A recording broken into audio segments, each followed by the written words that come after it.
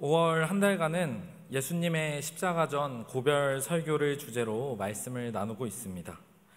지난주에는 예수님의 말, 행동, 기도라는 제목으로 요한복음 14장의 말씀을 나누었습니다. 예수님은 마지막 유언이라고 할 수도 있는 고별 설교에서 그가 내 안에, 내가 그 안에 거해야 한다는 그리스도와의 연합을 강조하고 계십니다. 그래서 요한복음 14장에서는 예수님께서 하나님 안에 거하고 하나님께서 예수님 안에 계신 것에 대한 두 가지 증거를 말씀하시는데, 첫 번째가 말이었고 두 번째는 행동이었습니다.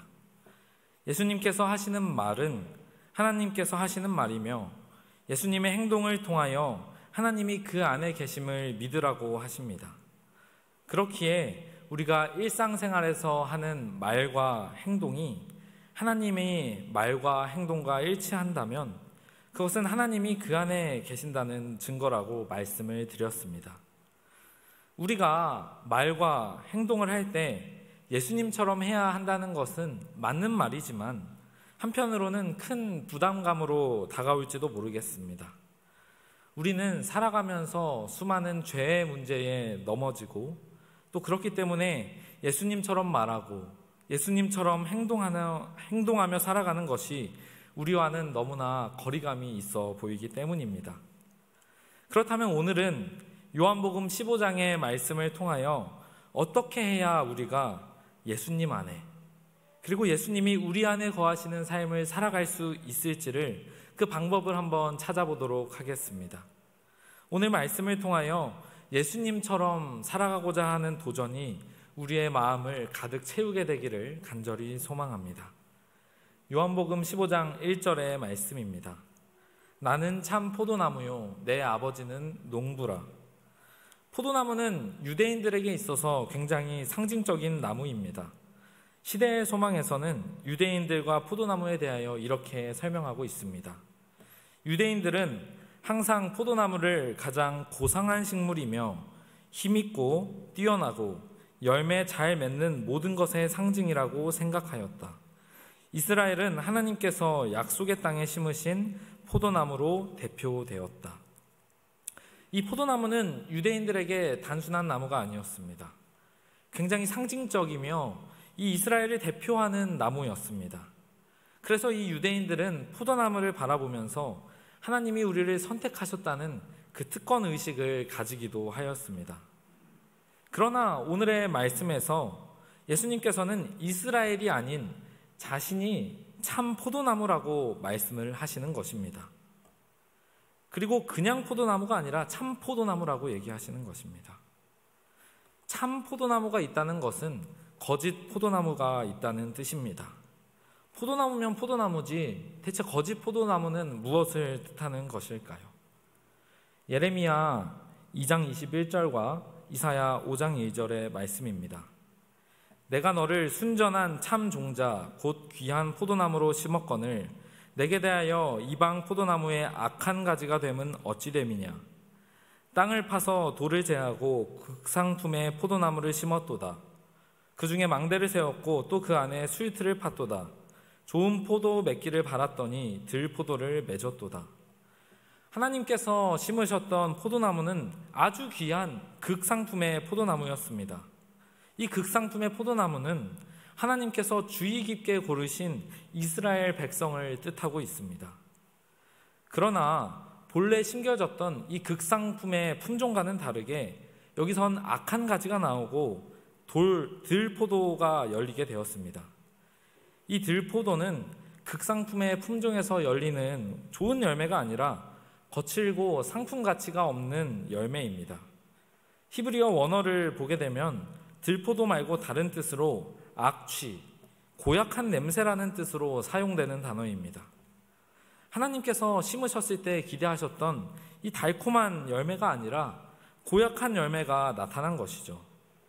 이스라엘 백성들은 하나님의 선택된 백성들이었지만 우상 숭배에 빠져들며 하나님 앞에서 가치 없는 죄악의 열매를 맺게 된 것입니다. 그렇기에 들포도는 이스라엘의 우상 숭배로 인한 죄악을 뜻합니다. 이 세상에도 거짓 포도나무들은 넘쳐나고 있습니다. 나에게 있어서 하나님보다 더 사랑하고 나의 마음이 이끌리는 모든 것들이 우리의 거짓 포도나무들일 것입니다. 그러나 세상 사람들은 그 거짓 포도나무를 위하여 자신의 인생을 살아가고 있습니다. 순간적인 쾌락과 달콤한 맛은 볼 수 있을지라도 이 거짓 포도나무의 끝, 그 열매는 악취나고 고약한 열매일 뿐입니다.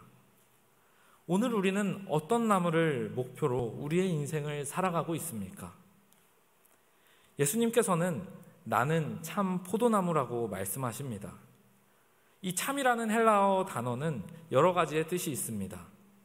진짜의, 실제의, 정당한, 신뢰할 수 있는 이라는 뜻을 가지고 있습니다. 예수님께서 자신을 참 포도나무라고 설명하신 이유가 바로 이것입니다. 그동안은 극상품의 포도나무에서 기대했던 좋은 열매가 이스라엘에서 열리지 않고 들포도라는 실망스러운 결과가 나왔다면 이제는 참 포도나무이신 예수님께서는 응당 그 나무에 열려야만 하는 열매를 맺는다는 뜻으로 이해할 수 있습니다. 그렇게 예수님은 신뢰할 수 있는 참 포도나무라는 것입니다. 어쩌면 오늘 우리 재림교인들은 진리를 가진 하나님의 남은 자손으로 살아가고 있습니다. 그 어떤 그리스도인들보다 성경을 깊이 연구해야 할 필요성을 우리는 너무나 잘 알고 있습니다. 또 하나님께서 주신 그 계명을 그 누구보다 열심히 지키고자 하는 의지가 가득한 그리스도인들이 바로 우리 재림교인들입니다. 어쩌면 오늘날 하나님께서 주의 깊게 고르신 극상품의 포도나무가 바로 우리 재림교인들이라는 말입니다. 그렇다면 우리가 맺어야 하는 열매는 어떤 열매입니까? 하나님께서 원하시는 극상품의 포도 열매일 것입니다. 그런데 우리는 오늘 어떤 열매를 맺고 있습니까? 극상품의 포도 열매를 수확하고 있습니까? 아니면 거짓 포도나무에서 나오는 들포도 열매를 수확하고 있습니까? 우리가 알고 있는 이 진리를 우리의 특권으로만 생각한다면, 혹은 말씀을 알고 있긴 하지만 그 말씀을 신뢰하지 못한 채 내 삶의 모습과 이 말씀이 다르게 살아간다면 옛날 이스라엘 백성들처럼 우리는 들포도를 수확할 수밖에 없을 것입니다. 그렇다면 우리는 어떻게 해야 좋은 열매를 수확할 수 있겠습니까? 요한복음 15장 1절의 말씀에서는 우리가 좋은 열매를 맺기 위하여 걱정할 필요가 없다는 사실을 말해주고 있습니다. 예수님이 참 포도나무이시고 하나님께서 농부라고 하신다면 이 나무는 그 어떤 나무보다 탁월한 최고의 품종의 나무일 것입니다. 또 하나님께서 농부라고 하신다면 이 농부는 그냥 농부가 아니라 최고의 농부일 것입니다. 최고의 품종과 최고의 농부가 열매를 맺기 위하여 경작을 한다면 그 나무는 걱정할 필요가 없는 것입니다. 그저 잘 자라기만 하면 되는 것입니다. 그러니 이 농사는 열매를 맺을 수밖에 없는 농사입니다. 우리가 신앙생활을 하게 되면 때때로 열매 없는 것처럼 보일 때가 종종 있습니다. 교회에서 우리가 하는 봉사를 아무도 알아주지 않고, 또 나의 봉사로 인해서, 나의 사역으로 인해서 아무것도 변화되는 것이 없어 보일 때 열매가 없다고 생각할 수가 있습니다. 하지만 걱정하지 마시기 바랍니다. 최고의 농부이신 하나님께서 최고의 품종으로 열매 맺기를 기다리고 계십니다. 우리를 키워주시는 최고의 농부이신 하나님을 믿고 따름으로 우리의 신앙이 풍성한 열매를 맺게 되기를 간절히 소망합니다. 15장 2절과 3절입니다. 무릇 내게 붙어 있어 열매를 맺지 아니하는 가지는 아버지께서 그것을 제거해 버리시고, 무릇 열매를 맺는 가지는 더 열매를 맺게 하려 하여 그것을 깨끗하게 하시느니라. 너희는 내가 일러준 말로 이미 깨끗하여졌으니. 이 2절의 내용에서는 가지들이 나옵니다. 이 가지들은 제자들을 뜻하고 있습니다. 우리가 때로는 열매 맺지 못하는 가지들을 아버지께서 제거해 버리신다는 이 말씀이 하나님을 무서운 분이라고 오해하게 만들기도 합니다. 그러나 하나님은 한번 열매 맺지 못한다고 해서 무작정 잘라버리시는 분은 아닙니다. 이 이야기는 예수님의 십자가 하루 전 제자들이 배신하기 직전에 하신 말씀입니다. 예수님께서는 제자들이 배신할 것을 이미 알고 계셨지만 3절에 이미 너희는 깨끗하여졌다 말씀하고 있습니다. 때때로 우리가 예수님에게서 멀어지고 교회에서 가끔은 지각하고 못 가게 되더라도 또 때때로 예수님을 배신하게 되더라도 그렇다고 해서 하나님은 우리를 단번에 제거하시는 분은 아니라는 것입니다. 이 말씀은 포도나무에게 있어서 가지치기는 좋은 열매를 맺기 위하여 꼭 필요한 과정이라는 것을 이야기하고 있는 것입니다. 열매 맺지 못하는 가지는 가지치기를 해서 다른 열매 맺을 수 있는 가지에 더욱 많은 양분을 주도록 하는 것입니다. 증언보감의 말씀입니다. 더 많은 열매를 맺게 하려고 열매를 맺을 수 있는 모든 가지를 진정하게 된다. 열매를 맺는 가지라 해도 풍성한 잎을 과시하며 실제와 다르게 보일 수도 있다. 가지치기를 하지 않으면 제대로 된 열매를 맺을 수 없다는 것입니다. 우리의 삶 속에서도 우리가 가지치기 해야 될 것들이 많이 있습니다. 최고의 농부이신 하나님께서는 가지치기를 통해 우리가 가장 좋은 열매를 맺을 수 있도록 도와주시는 분입니다. 하나님의 가지치기를 통하여 내가 사랑했던 너무나 아까운 포기하지 못한 것들이 잘려져 나가는 그 과정이 우리의 삶에서 많이 힘들 수는 있지만 그 과정을 통하여 우리의 신앙은 더욱 성숙하게 되고 그 결과 좋은 열매를 맺게 된다는 것입니다. 저는 병원에 가는 것을 좋아하지 않습니다. 왜냐하면 주사를 맞는 것이 너무나 무섭고 두렵기 때문입니다. 이 바늘 공포증이라는 것이 있다고 하더라고요. 그런데 제가 별내교회에 오니까 1년에 한 번씩 헌혈 행사를 하더라고요. 그런데 우리 학생들은 용감하게 이렇게 헌혈을 하는데 전도사가 바늘이 무섭다고 해서 헌혈을 못하겠다고 이렇게 할 수는 없는 노릇이지 않습니까? 그래서 막상 또 용기를 내서 헌혈을 하게 되면은 무섭긴 하지만 또 찔리는 그 순간 빼고는 별로 아무렇지 않은 것입니다. 그래서 우리가 몸이 아프면 주사를 맞아서 이 바이러스들을 없애는 것이 우리 몸에 더 큰 도움이 되는 것입니다. 우리 삶의 가지치기도 마찬가지입니다. 우리 삶에 있어서 때론 이 고통스러운 가지치기의 시기가 다가올 때에 믿음으로 하나님의 가지치기를 받아들이시기를 간절히 소망합니다. 시대의 소망의 말씀입니다. 가지를 치는 일은 고통을 유발할 것이지만 칼을 대시는 분은 아버지시다. 아버지께서는 난폭한 손으로나 무관심한 마음으로 일하지 않으신다.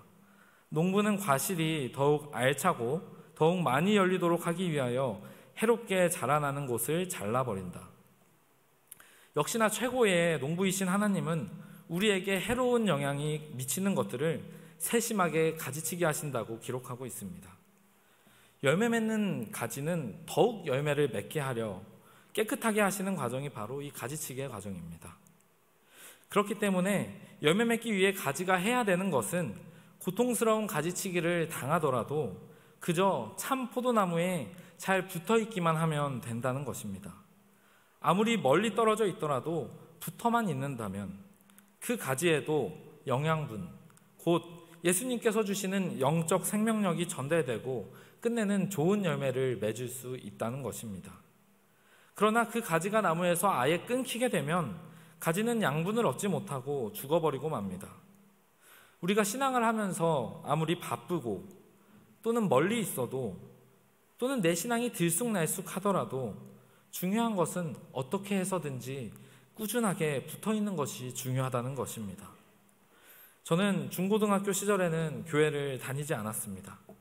그래서 학생반 담당인 저에게 제 중고등학교 때 학생반에서의 추억은 하나도 없습니다.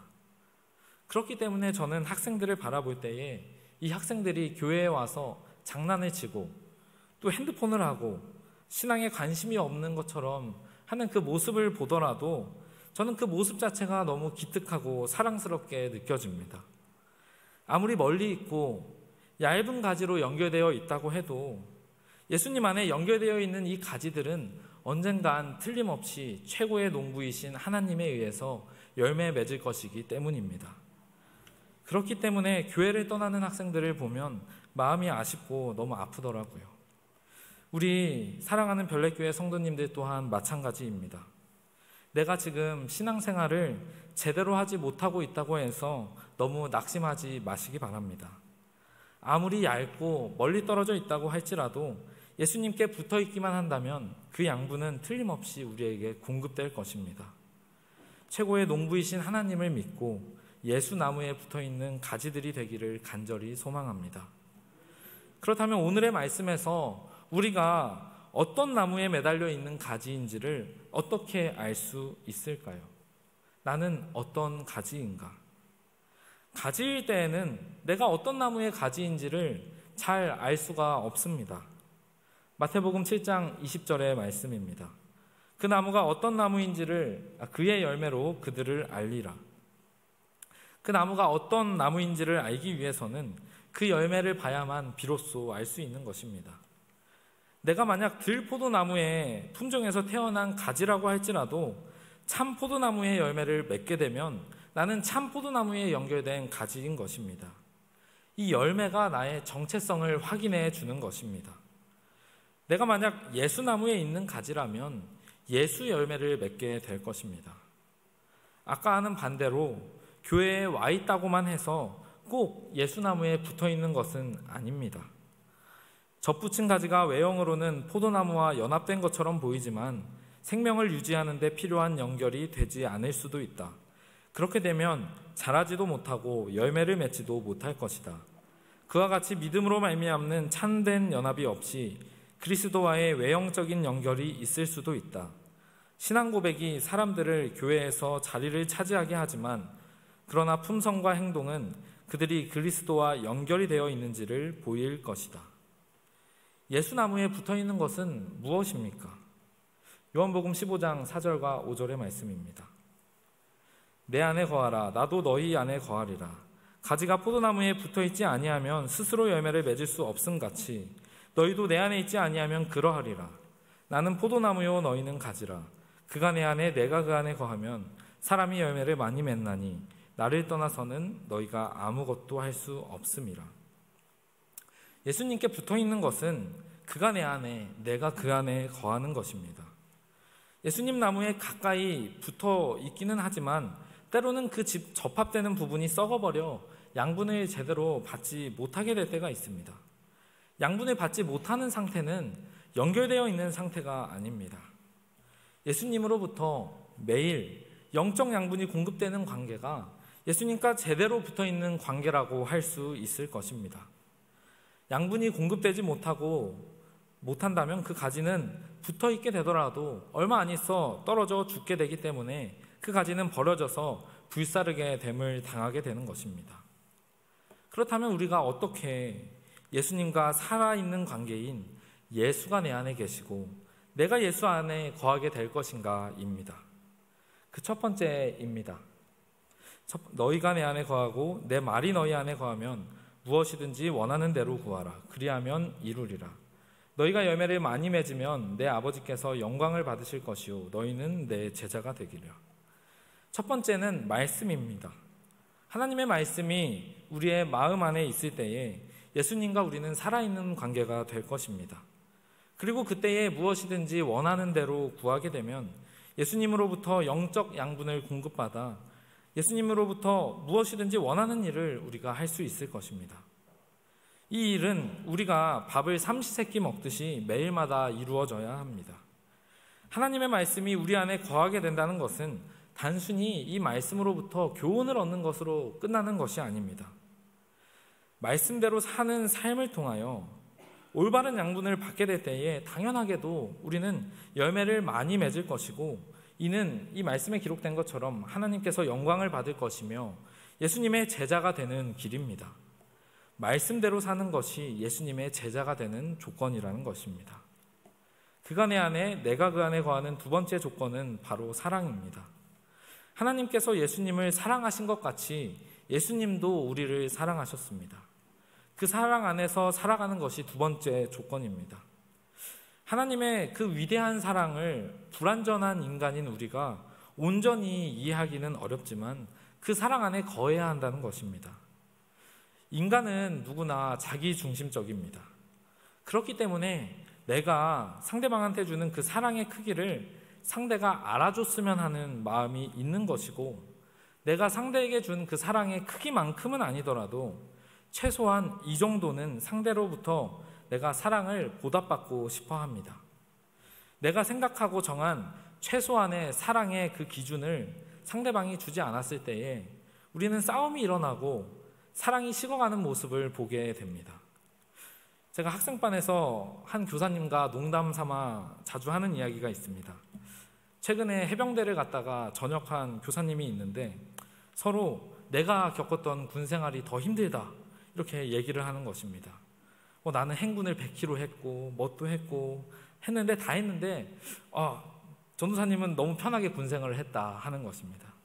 이러면서 서로 웃으면서 얘기를 하는 건데, 내가 고생한 것은 너무나 힘들고 대단한 일이지만 다른 사람의 수고와 희생은 내가 직접 겪어보지 않았기 때문에 나에게는 너무나 작은 것으로 느껴지는 것입니다.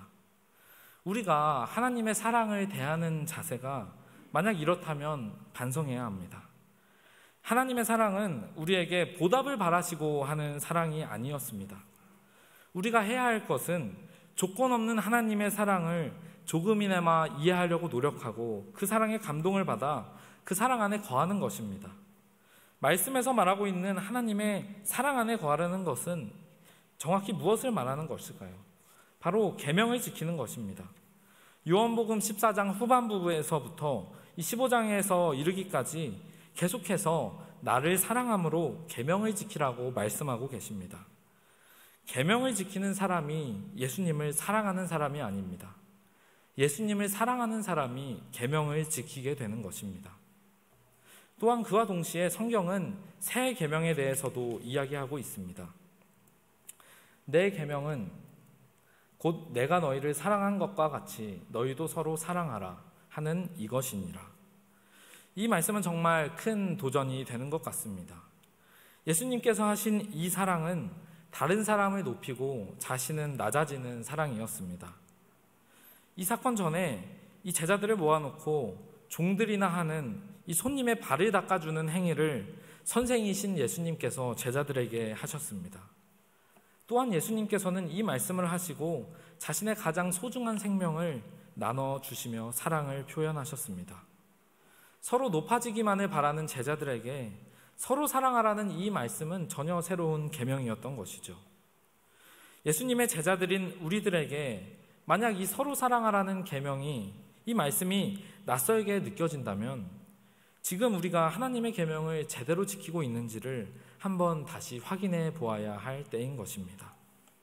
말씀을 정리하도록 하겠습니다. 참 포도나무가 있다면 거짓 포도나무도 있습니다. 하나님보다 내가 더 사랑하고 마음이 이끌리는 모든 것들이 우리의 거짓 포도나무들입니다. 순간적인 쾌락으로 달콤한 열매라고 생각할 수는 있지만 그 끝은 고약한 냄새가 나는 들포도 열매일 뿐입니다. 또한 우리 재림교인들은 남은 자손이라는 특권의식을 가지고 말씀대로 살아가지 않는다면 들포도를 맺은 이스라엘 백성들과 같을 것입니다. 우리는 신뢰할 수 있는 참 포도나무인 예수님을 의지해야만 합니다.